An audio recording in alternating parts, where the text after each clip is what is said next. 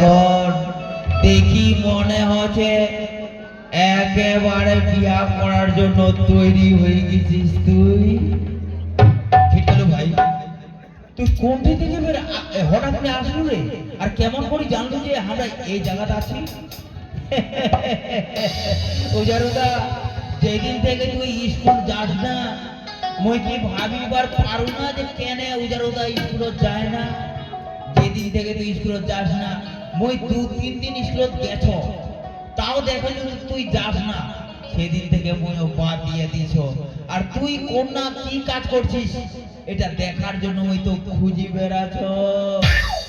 তো কেমন মোর ভাগ্য যে মোর যুগল চরণ দর্শন হইয়া গেছে।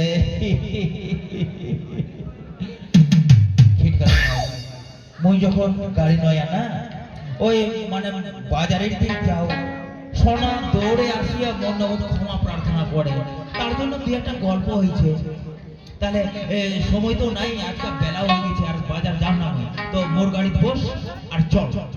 ঠিক আছে, তুই যখন বাজার যাবো না তাহলে তোর গাড়ি তুমি বসছ আর তাহলে তোর সঙ্গে যা, চল চল চল চল, তাহলে হাট করে হাট চল চল, হাট হাট হাট করে হাট হাট করে হাট। আশা করি তোমরা সবাই ভালো আছেন আর ভালো থাকবেন না বা কেনে। তোমার 5-7টা গ্রামের আমরা একটা মডল, তবে আমরা নিজের ইচ্ছায় হয় নাই, তোমরা আমার মডল করেছেন বলে তোমার মই মডল হইয়া দেখভাল করো। আর মুখ দেখলে যে তোমরা প্রণাম করেন, এতে ওর জীবন ধন্য হয়। ব্যাপার হচ্ছে কি, তোমরা তো সবাই জানেন যে মোর টাকা পয়সা বাড়ি গাড়ি জমি জায়গা কোনোই অভাব নাই, অভাব শুধু একটাই, মোর যদি একটা বেটা থাকতো তাহলে মোর অবর্তমানে এতগুলো জায়গা জমি দেখভাল করতো। তোমার কপাল পড়া হয়েছে একটা মোর বেটি, তাও ফের বেটিটা যখন ছোট থাকে তখন বেটির মা মুরগি থানে আমার 2 জনা ছাড়িয়া পরলোকে গমন করেছে। সেদিন থেকে মই বেটি কোনা লেখাপড়া করাছো, ভালোভাবে দেখভাল করছো, আজিকাও তো স্কুল গেছে। আর এত মোর কাজের চাপ যে বাড়ির কাজ মই করিবার সময় পাও না, বাড়ির কাজ মই করিবার সময় পাও না। তো একান্তই এই বাড়িতে একটা চাকরের প্রয়োজন। যেমন বড় একটা বেটি আছে, সেরকম যদি একটা বেটা হতো তাহলে জায়গা জমিগুলো দেখতো। মুই তো মডল হইয়া এখন মিটিং বিচার সালিশ সবসময় করতেই আছো, মই সময় পাও না। মোর বেটি স্কুল গেছে, দেখো কতক্ষণ স্কুল থেকে আসে, কতক্ষণ স্কুল থেকে আসে। ও বাবা, ওই ওই চলে আসি তো বাবা। বাবা এনে তো চা। স্কুল থেকে আসা মাত্রই চাউমিন তৈরি করে ফেলেছি। হাত মুখ ধুইতে অনেক দেরি হবে, আর মই কইছি কি ভাত রান্না করতে দেরি হবে, তো তাহলে আমি চাটা করে দেব। বাবা তো চা খায়, ওইজন্য আগেই চাটা করেছি। খুব সুন্দর হয়েছে, খুবই সুন্দর হয়েছে। যতক্ষণ মই তোর হাতের চা না খাও মই শান্তি পাও না মা, মই শান্তি পাও না। বাবা তুই আমাকে কি চিন্তা করছিস বাবা? কি যেন তুই ভাবছিস? দেখ বেটি, এই সংসারে তুই ছাড়া মোর আর কায় আছে? তোর মা গত 15 বছর আগে মোর কলার তো রাখিয়া আমার ছেড়ে চলে গেছে। এখন তোর কথা ছাড়া কার কথা ভাবি বেটি? তোর কথা ছাড়া কার কথা ভাবি? বাবা মোর চিন্তা করে কি হবে বাবা? আমার বাড়ি তোর কাউ নাই, বাবার বেটি, তুই তাহলে এত চিন্তা ভাবনা কেন করছিস? আমার তো কোনো কিছু অভাব নাই, শুধু একটাই অভাব, ওই জন্য বেটি হই। যদি বেটা হতো তাহলে তোর কত ভালো হতো বাবা। থাক বেটি, সব কথা থাক।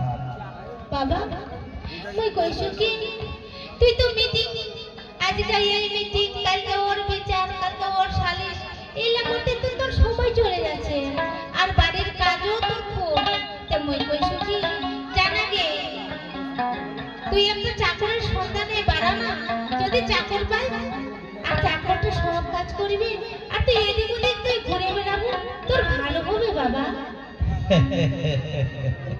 বেটি মোর যেমন মনের কল্পনা এবং মনের চিন্তা ভাবনা তোর তেমনই চিন্তা ভাবনা।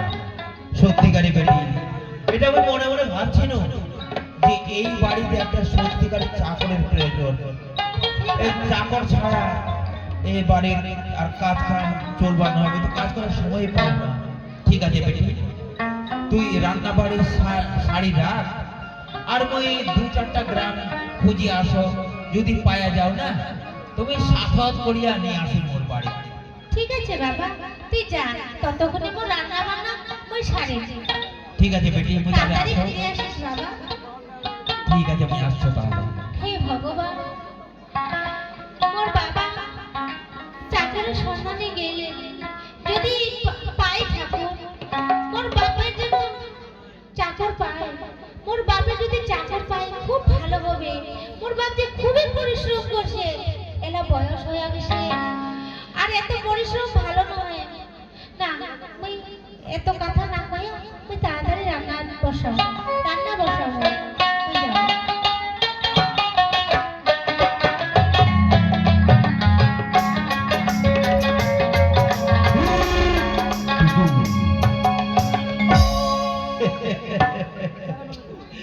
গত 2 মাস হয়ে যাচ্ছে লেখাপড়া ছাড়ি দিয়েছি আর উজাড়ু তো নিজের কাজ নিয়ে ব্যস্ত, দেখা সাক্ষাৎ হয় না, মনও ভালো পড়ে না। তাই আজকে আমি একা একাই এই বাগানের দিক চলে আসিছি যে মোর সময়গুলো কেমন করিয়া পার হবে। তো মই ফের সময় পাস করার জন্য এই ডান্ডা আর খুঁতি নিয়ে আসিছি। এই ডান্ডা আর খুঁতি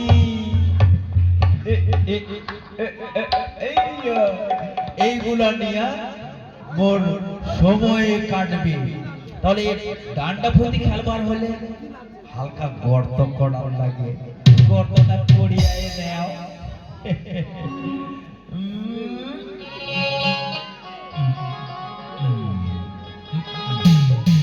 ওই গেছে তো খেলা শুরু করো।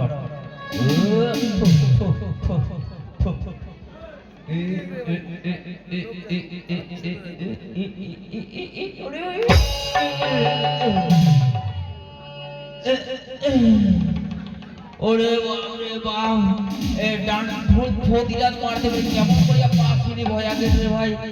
না না না না না এই খেলা বুঝি আর খেলার যাবার নয়, এখন অন্য খেলার দিক চিন্তা ভাবনা করার লাগবে। থাক এগুলো, এখন অন্য খেলা খেলাও।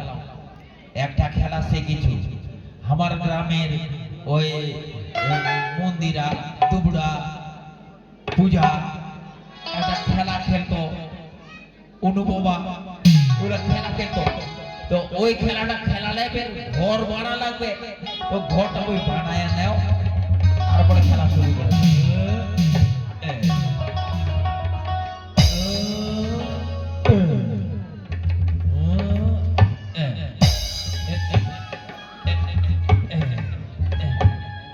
ওই গেছে এখন খেলাটা চালু করো।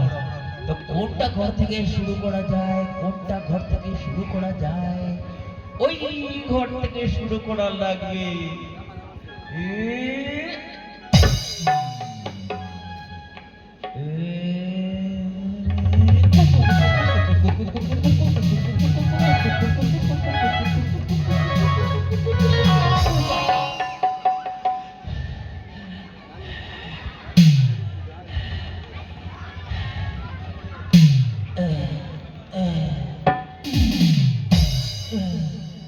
আরে এটাও খেলা কি মোর দ্বারা হবার নয় রে ভাই। না না না, মানুষে কয় বলে 1 2 3 তবে লাল ঘোড়া কি একবার না হয় স্লিপ হয়ে যাবার পারে, আর একবার চেষ্টা করো, যদি সাকসেস হয়ে যাও এখন ওই ঘর থেকে শুরু করে।